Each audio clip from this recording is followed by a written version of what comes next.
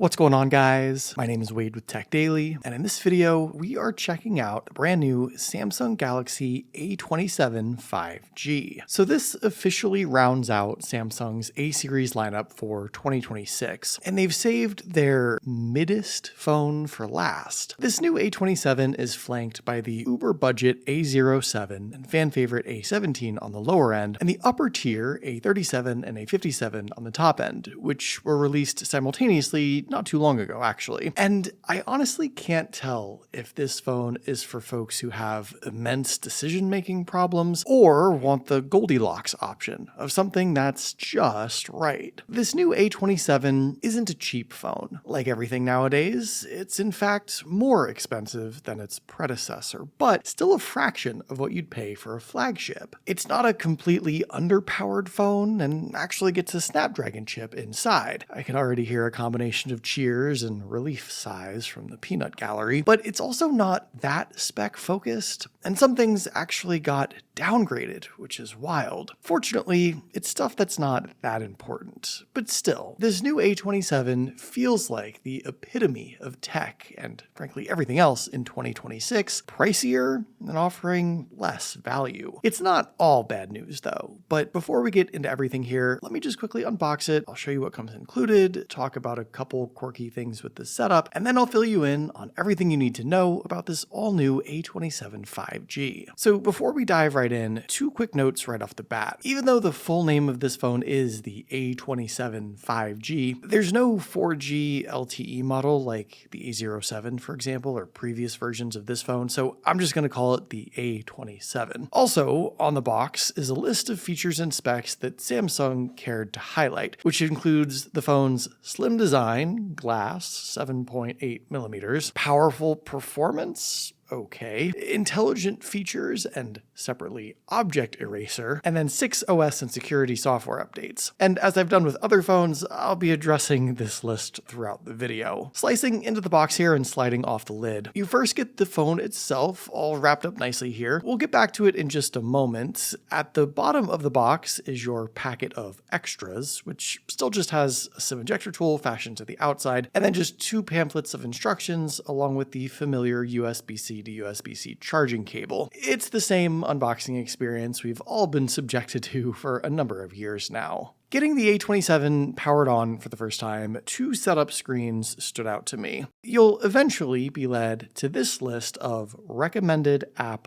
updates, not apps that you can uncheck or uninstall from your device. So if you think you're getting rid of global goals or Samsung members before setup is done, sorry, all these apps are still on the phone. And then after the cute "you're all set up" screen, you find out that you're actually not all set up, and will now get to decide on a few more pre-installed garbage apps, 5 of which you can uncheck, but the top 3 will get loaded onto your phone no matter what. Thank you, your bloatware will be installed right away. Now, I also just want to quickly mention the price of this guy. The new A27 retails for $349 here in the US, and is officially available starting this week. It's $50 more expensive than what the A26 launched at, but this is a phone that'll be offered through some, if not all, the major carriers and prepaid networks with various discounts and deals. Boost Mobile, for example, gives you this phone for free if you sign up for a monthly plan. There's no reason to pay full price for this particular Samsung phone, and I suspect most people won't, but the price increase on what should be a budget device with no real upgrades and improvements still feels kind of icky. So here is the new A27 all set up and ready to go, and if you're familiar with Samsung's previous A20-somethings, you'll notice right away a big change up front. At 6.7 inches, this phone isn't any bigger size-wise than last year, but the front display is now the much more modern Infinity O variant, with the selfie camera cutout rather than an obvious notch. On top of that, the black bezels framing the display are much more even with a slightly slimmer bottom chin. This finally makes the A27 A27 a modern-looking smartphone, even with a still less than stellar screen-to-body ratio. That camera notch is a small change that I know plenty of people, myself included, complained about for years.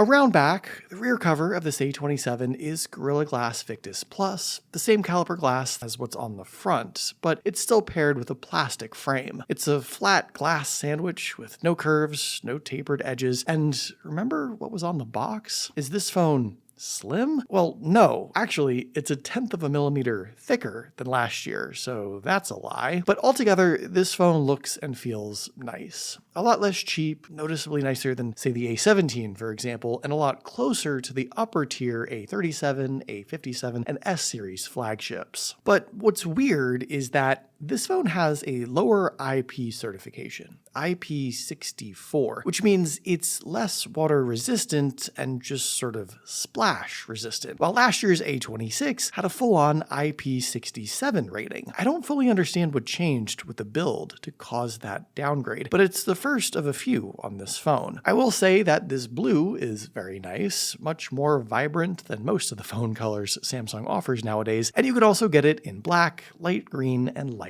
pink. On the left side of the phone, you'll still find a physical SIM card tray with micro SD card support. You can spec this phone with either 128 gigs or 256 gigs of storage, and normally I'd say that's great to be able to pop in an SD card and double or triple up that storage, but yeah, you know the story with that right now. On the right side of the phone, you've got the volume buttons and power button, which doubles as your fingerprint sensor, so no in-display fingerprint reader here. That's still reserved for the higher tier A series phones, but this is fine, I guess. It works, and you have Face Unlock to pair it with. There's nothing really at the top of the phone, and at the bottom, the USB-C port is alongside the single loudspeaker and a huge blank spot that could probably be used by something. I don't know. And one more quick note, Samsung dinged down the Bluetooth on this phone from 5.3 to 5.1, which, just like the IP rating, I don't really understand, especially since most new phones now support Bluetooth 6.0, so make it make sense. When it comes to the display and the viewing experience, while it is great to have that notchless selfie camera and more even black borders framing everything, nothing else was actually changed here. The 6.7-inch screen is still a Super AMOLED panel with a 2340 by 1080 resolution, 385 pixels per inch, and it supports up to a 120Hz refresh rate, so no upgrades, but hooray, no downgrades, which is great, I guess, since I value the screen more than probably anything else. And this is still a fine-looking display for all your kinds of content. It gets bright enough, it's colorful enough. You're not going to get much better of a resolution, even at this larger size. It's exactly the viewing experience you'd want and one you'd expect from a mid-tier, mid-range Samsung smartphone. And I actually don't think that smartphone screens, especially in like the sub $500 range, have changed or improved that much anyway the last 2 or 3 years from any company. So this is just the smartphone display now, and probably will be for the foreseeable future, which again, to my eyes, is perfectly fine. What's not really fine is the speaker setup. You get just the one single loudspeaker at the bottom for this phone. No secondary loudspeaker in the earpiece like most other phones, even some cheaper phones. And this is just so annoying at this point. The out loud listening experience suffers. The single speaker at the bottom kind of sounds blown out and muffled, and it's obviously not very balanced, just coming out the bottom end of this phone.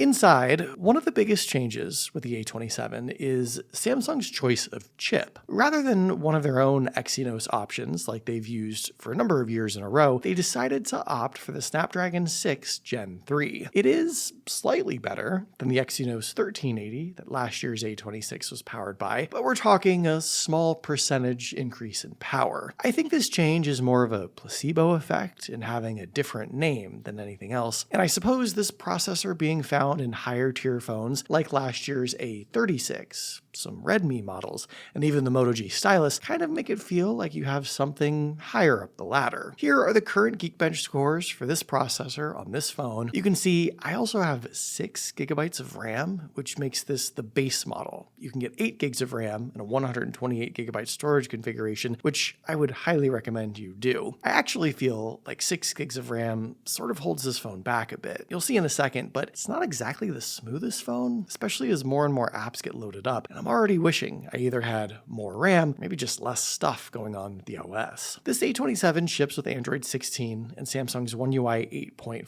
update out of the box, and Samsung promises 6 full Android updates and years of security patches, which is nice. These A-series phones have a lot of longevity nowadays, whether you buy them today and keep them for a while, or maybe decide to buy them a year or two from now, which a lot of people do. Something you're not going to see a lot of on this phone on the software side is AI. In fact, the list of intelligence features is really quite small. Object Eraser got its own mention on the box, but the rest of these aren't exactly Galaxy AI enhancements that Samsung highlights on their flagship phones, which hey, maybe is a plus for you. But while One UI 8.5 is technically on this phone, obviously, and you technically get the latest software updates and years of support ahead, this is the sort of stuff that separates an A-series, budget or mid-tier A-series at that, from the flagship phones still. And I'll also just say that honestly, my immediate experience messing around with this phone wasn't overly positive. Some apps were slow to load and jittery with low frame rates as I tapped and scrolled through them. There's nothing even installed on this phone. It's fresh out of the box, and nothing downloading or updating in the background, so I don't know why things felt so clunky. I realize it's not a top-tier phone. It isn't going to be lightning fast, but I don't know. I just felt like this was a particularly slow first playthrough from a phone that should feel kind of okay for $350. At the end of the day though, this is still the sort of phone that's made for folks who just need something more basic to stay connected to their friends, family, and the rest of the world. It's usable, it's relatively simple, but it's not going to be the fast gaming device or hardcore work phone for professionals who rely on it. It's a more budget phone,